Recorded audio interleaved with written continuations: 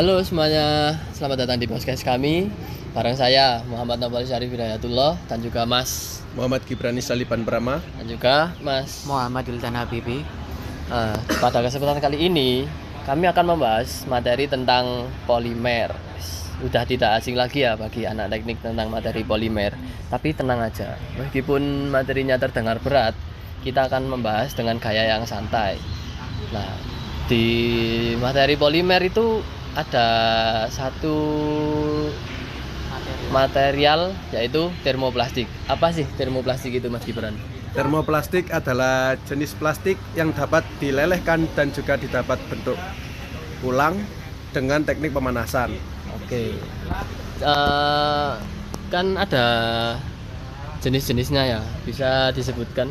Ya, yang pertama yaitu ada polietilin, lalu polivinil klorida atau PVC, polipropilin, polistirin, ABS, poliakrilonitril atau PAN, lalu stirin akrilonitril atau SAN, lalu polimetil metakrilat atau PMMA, lalu yang terakhir ada fluoroplastik. Nah, untuk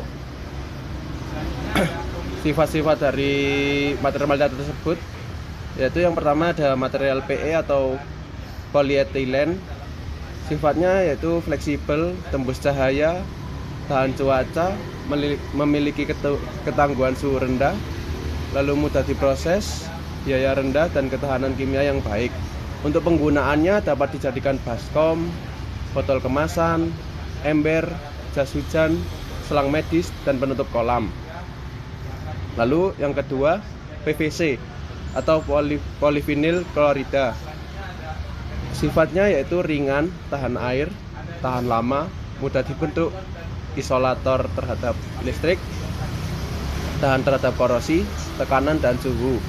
Untuk penggunaannya biasanya digunakan untuk pipa air, konstruksi, perabotan rumah tangga, tekstil, kemasan, kabel listrik, dan masih banyak lagi. Lalu untuk polipropilin atau PP. Nah, sifatnya yaitu tahan panas, tahan kimia, dapat didaur ulang, dan kepadatannya lebih ringan yaitu 0,900 atau 0,9 hingga 0,910 gram per cm kubik. Lalu untuk penggunaannya ada untuk kemasan makanan, komponen otomotif seperti bumper, interior, lalu tekstil seperti karpet atau tali, barang-barang rumah tangga seperti furnitur dan wadah. Lalu ada polistirin.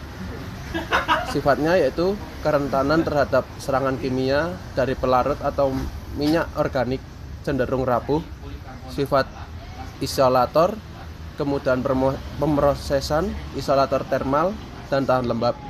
Untuk penggunaannya yaitu kemasan, lalu barang-barang konsumen seperti casing elektronik, mainan, lalu komponen otomotif seperti interior. Lalu ada poliakrilonitril. Sifatnya yaitu tahan terhadap sebagian besar pelarut dan bahan kimia, lalu lambat terbakar, lalu memiliki sifat piezoelektrik, dan memiliki stabilitas termal yang baik. Biasanya digunakan seperti wool, seperti sweater atau selimut, dan juga digunakan untuk memproduksi kopolimer stiren akrilonitril atau resin SAN, dan terpolimer akrilonitril butadiena stiren atau resin ABS. Lalu ada stiren akrilonitril. Untuk penggunaannya yaitu untuk lensa instrumen otomotif, komponen dashboard, dan panel pendukung yang diisi kaca. Untuk sifat-sifatnya yaitu tahan korosi, tahan panas, tahan kimia, dan tahan cuaca. Lalu ada ABS. Untuk ABS ini biasanya digunakan di komponen otomotif ya, seperti dashboard, panel, bodi motor, penutup roda, helm, lalu bisa juga digunakan untuk peralatan rumah tangga. Untuk sifatnya sendiri yaitu tahan korosi, tahan benturan, mudah dibentuk, lalu tahan bahan kimia. Dan ada juga polymethyl methacrylate atau PMMA, biasanya digunakan untuk kaca pesawat terbang, lalu penerangan eksterior dan papan reklame. Untuk penggunaan lain termasuk lensa lampu belakang mobil, perisai pengaman, kacamata pelindung, serta kenop dan gagang. Untuk sifatnya yaitu kuat, tangguh, ringan, tahan UV dan cuaca, memiliki ketahanan gores yang tinggi, memiliki sifat yang optik yang baik, dan memiliki kejernihan yang tinggi. Lalu yang terakhir ada fluoroplastik. Fluoroplastik ini adalah bahan-bahan atau plastik yang terbuat dari monomer yang mengandung satu atau lebih atom fluorin. Untuk jenisnya ada dua, yaitu PTFE atau polytetrafluoroethylene. Lalu yang kedua ada PCTFE atau polychlorotrifluoroethylene.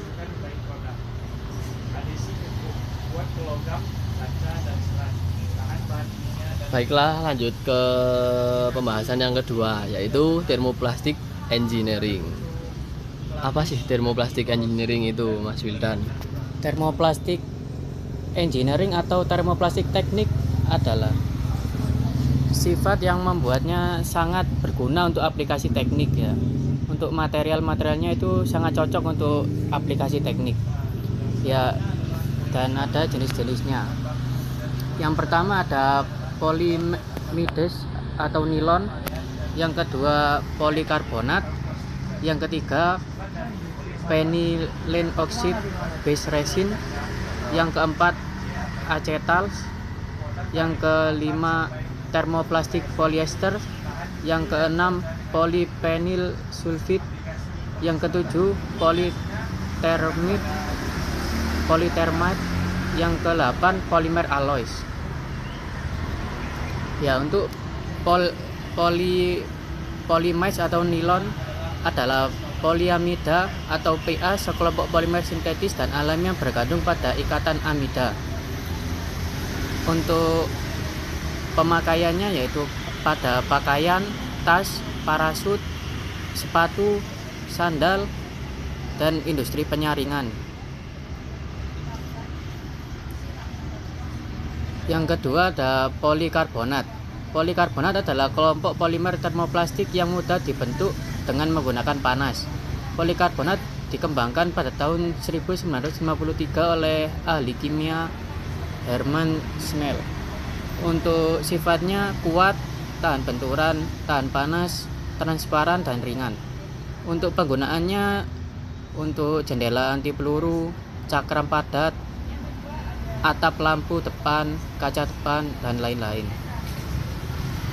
Untuk yang ketiga, penylene oxide base resin, yaitu polyphenylena oksida sering dicampur dengan polisitrena, kopolimer sitrena butadiena berdampak tinggi atau polyamida, yang bersifat mekanik sangat baik pada rentang suhu dari minus 40 derajat hingga 150 derajat.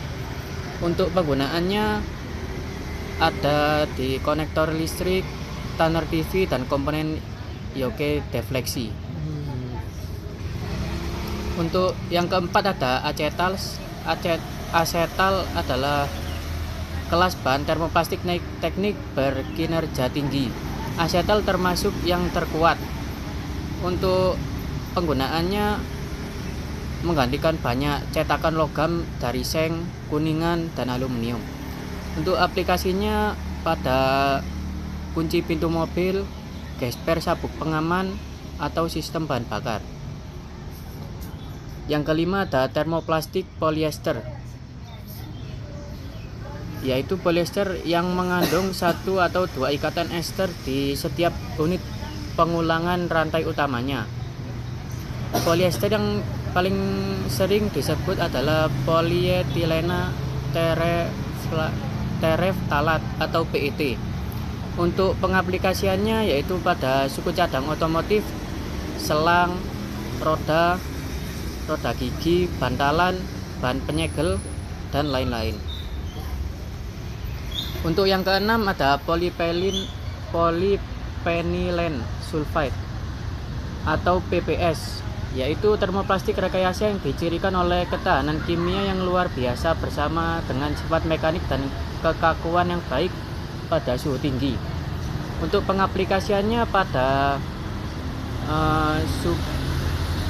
proses kimia pompa submersible, sentrifugal, fani, dan jenis roda gigi lainnya. Yang ketujuh ada polyethermide, adalah salah satu termoplastik rekayasa berkinerja tinggi amorf yang lebih baru. Polyethermida diperkenalkan pada tahun 1982 dan tersedia secara komersial dan General Electric CO.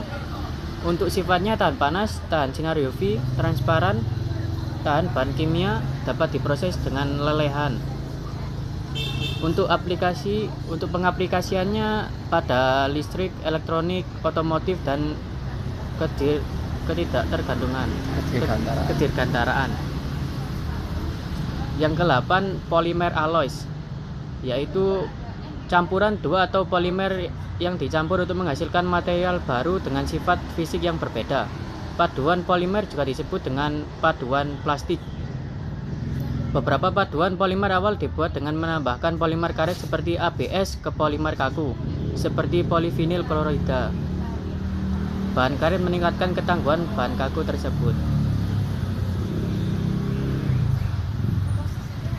Lanjut, Mas Noval.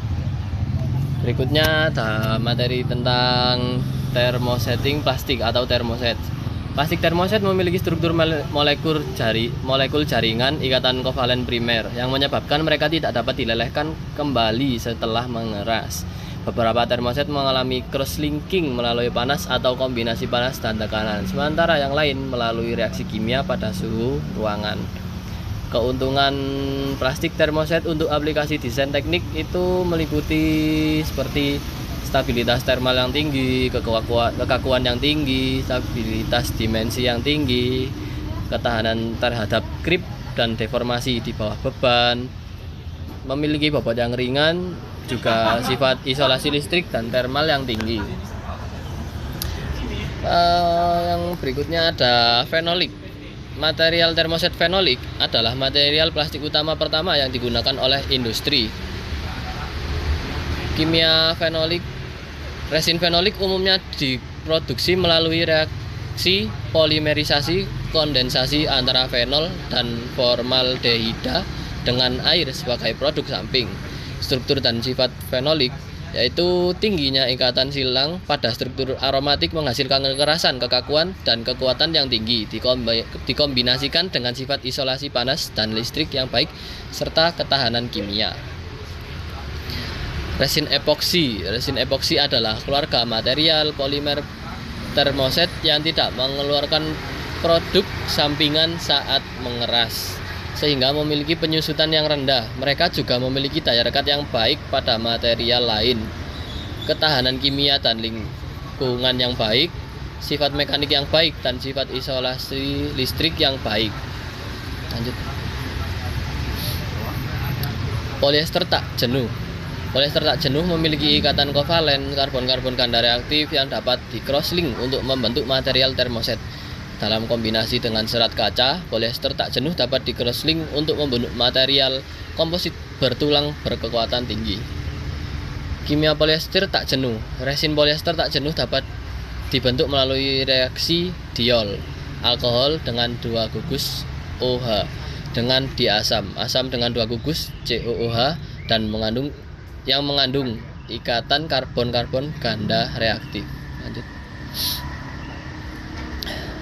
resin amino, urea, dan melamin. Resin amino adalah material polimer termoset yang dibentuk oleh reaksi terkontrol formaldehida dengan berbagai senyawa yang mengandung gugus amina -NH2. Dua jenis resin amino yang paling penting adalah urea formaldehida dan melamin formaldehida. Baik urea maupun melamin bereaksi dengan formaldehida melalui reaksi polimerisasi kondensasi yang menghasilkan air sebagai produk samping. Struktur dan sifat resin epoksi yaitu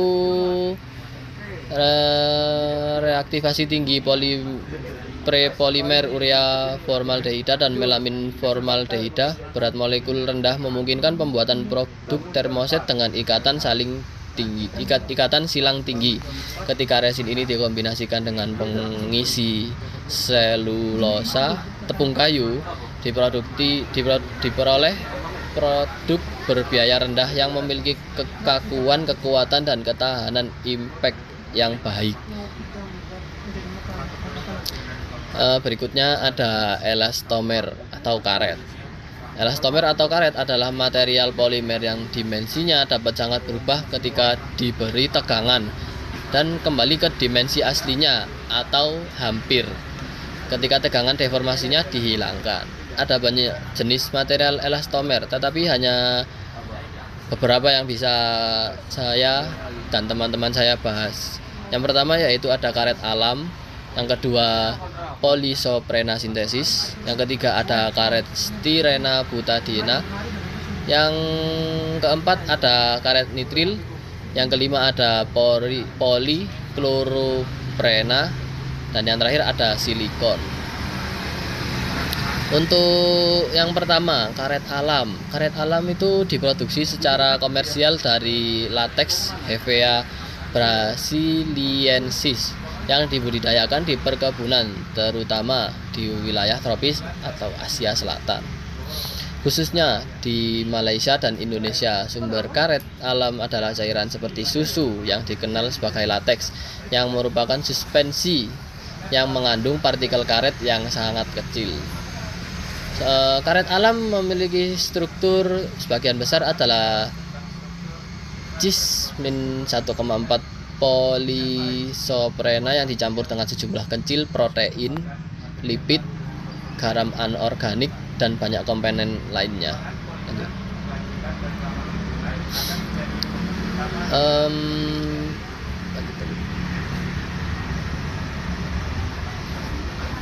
Berikutnya ada karet sintetis. Karet sintetis merupakan hasil dari reaksi polimerisasi monomer seperti butadiena, styrena, isoprena, atau akrilonitril yang disintesis agar memiliki karakter mirip atau lebih unggul dari karet alam dalam kondisi tertentu. Beberapa karet sintetis penting adalah karet styrena butadiena, karet nitril, dan polikloroprena. Karet styrena butadiena. Karet styrena yang penting dan paling banyak digunakan adalah karet styrena butadiena atau SBR, yaitu kopolimer butadiena dan styrena. Karena butadiena mengandung ikatan rangkap kopolimer, ini dapat divulkanisasi dengan belerang melalui pembentukan ikatan silang. Karet nitril adalah kopolimer butadiena dengan akrilonitril dengan proporsi yang berkisar antara 55 hingga 82% butadiena dan 45% hingga 18% akrilonitril. Gugus nitril memberikan ketahanan yang baik terhadap minyak dan pelarut serta meningkatkan ketahanan abrasi dan panas. Yang ketiga ada polikloroprena atau neoprena. Karet polikloroprena atau neoprena mirip dengan isoprena, kecuali gugus metil yang terikat pada ikatan rangkap karbon digantikan oleh atom klorin. Neoprena juga memiliki ketahanan yang cukup baik terhadap bahan bakar dan minyak serta kekuatan yang lebih tinggi daripada karet biasa. Yang selanjutnya mungkin akan dilanjutkan oleh Mas Gibran ya. Ya, untuk yang selanjutnya ada sifat elastomer polikloroprena, yaitu Neoprena dijual ke produsen sebagai karet sintetis. Sebelum diubah menjadi produk yang berguna, neoprena harus dicampur dengan bahan kimia, pengisi, dan bahan pembantu pemrosesan terpilih. Campuran yang dihasilkan kemudian dibentuk atau dicetak dan divulkanisasi. Di materi deformasi dan penguatan bahan plastik, mungkin bisa dijelaskan oleh Mas Gibran. Ya, jadi untuk deformasi termoplastik itu bisa elastis, plastis atau permanen yang nggak bisa dikembalikan ke bentuk awalnya. Lalu ada yang kombinasi dari keduanya, yaitu bisa elastis atau plastis. Lalu yang kedua ada di bawah suhu transisi gelas deformasi terutama elastis. Lalu untuk di atas suhu transisi gelas itu di deformasi plastis. Termoplastik mengalami transisi gelas bulat setelah dipanaskan melalui suhu transisi gelasnya. Lalu mekanisme deformasi melibatkan peregangan, ikatan kovalen, pelepasan gulungan polimer, dan pergeseran rantai molekul. Ya, lalu ada penguatan termoplastik. Untuk yang pertama, kekuatan termoplastik dipengaruhi oleh massa molekul rata-rata, derajat kristalisasi, gugus samping, atom polar, atom O atau N atau S, lalu cincin vinil dan penguat serat kaca. Untuk kekuatan termoplastik bergantung pada massa molekul rata-rata rantai polimer. Lalu untuk peningkatan kristalinitas meningkatkan kekuatan tarik, modulus elastisitas, tarik, dan kepadatan. Contoh termoplastik yang dapat mengkristal adalah polietilena dan nilon. Gugus samping yang besar pada rantai utama meningkatkan kekakuan dan kekuatan, tetapi mengurangi keulatan dari material tersebut. Atom polar dalam rantai utama meningkatkan gaya ikatan molekular. Atom oksigen dan nitrogen dalam rantai utama meningkatkan kekakuan dan kekuatan. Lalu untuk cincin vinilena dalam rantai utama meningkatkan kekuatan termoplastik. Dan yang terakhir, untuk penambahan serat kaca dapat memperkuat termoplastik sendiri. Lalu untuk penguatan plastik termosetting, plastik termoset tanpa penguatan tambahan sudah kuat karena struktur internalnya. Kekuatan ini berasal dari jaringan ikatan kovalen yang terbentuk di seluruh material. Ikatan kovalen itu tersendiri adalah ikatan kimia yang sangat kuat di mana atom-atom berbagi elektron. Untuk jaringan ikatan kovalen ini terbentuk selama proses pengerasan atau curing ketika plastik termoset dipanaskan atau dicampur dengan katalis.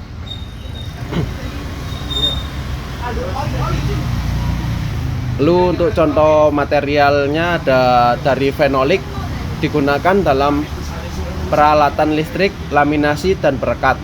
Lalu untuk epoksi digunakan dalam perekat, pelapis, dan komposit atau campuran. Lalu untuk polyester tak jenuh digunakan dalam pembuatan perahu, bodi mobil, dan resin cetak. Nah, ada materi lagi yaitu pengaruh suhu terhadap kekuatan. Termoplastik melunak dengan kenaikan suhu. Salah satu karakteristik utama termoplastik adalah mereka secara bertahap menjadi lebih lunak ketika suhu dinaikkan. Ketika suhu meningkat, energi kinetik rantai molekul polimer meningkat, menyebabkan gaya ikatan sekunder antar molekul menjadi lebih lemah. Akibatnya, dari kekuatan dan kekakuan termoplastik menurun seiring dengan kenaikan suhu. Lalu untuk penurunan kekuatan drastis di suhu transisi gelas atau TG, untuk penurunan kekuatan termoplastik sangat signifikan ketika bahan dipanaskan hingga mencapai suhu transisi gelas. Pada suhu transisi gelas terjadi perubahan fase dari keadaan kaca yang keras dan getas menjadi keadaan karet yang lebih lunak. Untuk penurunan gaya ikatan sekunder yang nyata pada transisi gelas menyebabkan penurunan drastis pada kekuatan termoplastik. Nah, Sekarang ada termoset dan dibandingkan dengan termoplastik. Gimana Mas Nopal? Termoset juga mengalami penurunan kekuatan saat dipanaskan. Namun karena termoset memiliki struktur jaringan dengan ikatan kovalen yang kuat, mereka tidak meleleh seperti termoplastik. Sebaliknya, termoset terdegradasi dan hangus pada suhu yang sangat tinggi. Secara umum termoset lebih stabil pada suhu tinggi dibandingkan termoplastik. Meskipun demikian, ada beberapa termoplastik yang dirancang untuk memiliki stabilitas suhu tinggi yang baik. Berikutnya ada grip dan fraktur pada material polimer. Grip pada material polimer. Grip adalah kecenderungan bahan polimer untuk mengalami deformasi atau perubahan bentuk secara perlahan dan permanen di bawah beban konstan dalam jangka waktu yang lama. Berbeda dengan deformasi elastis yang terjadi seketika saat beban diberikan, grip adalah deformasi yang bertambah seiring waktu. Faktor-faktor yang mempengaruhi grip yaitu yang pertama ada tegangan. Semakin besar tegangan yang diberikan, semakin cepat laju grip untuk berubah. Suhu yang lebih tinggi mempercepat proses grip karena meningkatkan mobilitas rantai molekul polimer. Perilaku pengukuran grip dan pengaruh penguat. Perilaku grip di berbagai suhu. Di bawah suhu transisi gelas, laju grip termoplastik relatif rendah karena pergerakan rantai molekul terbatas. Di atas suhu transisi gelas, termoplastik menjadi lebih mudah mengalami deformasi karena rantai molekul dapat lebih mudah meluncur satu sama lain. Pengukuran grip. Grip diukur dengan modulus grip, yaitu rasio antara tegangan awal yang diberikan dengan regangan grip setelah waktu tertentu pada suhu konstan. Modulus grip yang tinggi menunjukkan laju grip yang rendah. Yang terakhir ada pengaruh penguat. Penambahan penguat seperti serat kaca dapat meningkatkan modulus grip dan mengurangi laju grip bahan polimer. Berikutnya ada relaksasi tegangan pada bahan polimer. Akan dilanjutkan oleh Mas Wildan. Ya, untuk relaksasi tegangan adalah fenomena di mana bahan polimer yang berada di bawah tekanan konstan mengalami penurunan tegangan seiring waktu. Dengan kata lain, meskipun deformasi atau perubahan bentuk, material tersebut dijaga tetap konstan, gaya internal atau tegangan yang diperlukan untuk mempertahankan deformasi tersebut berkurang. Selanjutnya, mekanisme relaksasi tegangan adalah proses relaksasi yang terjadi karena perubahan struktural di dalam material polimer. Rantai-rantai molekul polimer secara perlahan-lahan bergeser satu sama lain. Ikatan-ikatan sekunder antar rantai putus dan terbentuk kembali, serta rantai-rantai tersebut melepaskan gulungan dan menggulung kembali. Melalui mekanisme ini, material polimer secara spontan mencari keadaan energi yang lebih rendah. Selanjutnya, faktor-faktor yang mempengaruhi relaksasi tegangan. Ada dua faktor, yaitu suhu. Yang pertama adalah suhu. Suhu memiliki pengaruh yang signifikan terhadap laju relaksasi tegangan. Suhu yang lebih tinggi menyediakan energi aktivasi yang dibutuhkan agar rantai molekul polimer dapat bergerak lebih mudah, sehingga mempercepat proses relaksasi. Yang kedua ada waktu relaksasi. Laju relaksasi tegangan juga bergantung pada waktu relaksasi, yang merupakan karakteristik material. Waktu relaksasi didefinisikan sebagai waktu yang dibutuhkan agar tegangan menurun hingga 37% dari nilai tegangan awal. Selanjutnya ada persamaan relaksasi tegangan. Penurunan tegangan seiring waktu dapat dihitung menggunakan persamaan berikut. Ya, ada di slide berikut, di mana O adalah tegangan pada waktu T, O0 adalah tegangan awal, I adalah basis logaritma natural, dan T adalah waktu relaksasi. Selanjutnya ada hubungan dengan suhu atau persamaan Arrhenius. Hubungan antara waktu relaksasi dan suhu dapat dijelaskan menggunakan persamaan Arrhenius di slide berikut, di mana A adalah konstanta yang tidak bergantung pada suhu, EA adalah energi aktivasi untuk proses relaksasi, R adalah konstanta gas molar. Persamaan ini menunjukkan bahwa waktu relaksasi sangat dipengaruhi. Baik, karena tadi ada materi yang tertinggal, yaitu tentang vulkanisasi. Jadi sekarang kita akan bahas tentang vulkanisasi. Vulkanisasi adalah proses kimia yang mengubah karet mentah menjadi lebih elastis dan tahan lama. Bagaimana caranya? Caranya itu molekul polimer karet dihubungkan oleh ikatan silang. Apa sih ikatan silang itu? Ikatan silang adalah seperti rantai panjang karet. Itu seperti mie instan. Kalau tanpa diikat silang, dia lembek dan gampang berubah bentuk. Tapi setelah divulkanisasi, misalnya dengan menambahkan sedikit belerang, rantai-rantainya dikaitkan jadi lebih stabil dan bisa kembali ke bentuk semula setelah ditarik. Baiklah, untuk semua materi mungkin sudah tersampaikan. Kami izin undur diri. Wassalamualaikum warahmatullahi wabarakatuh.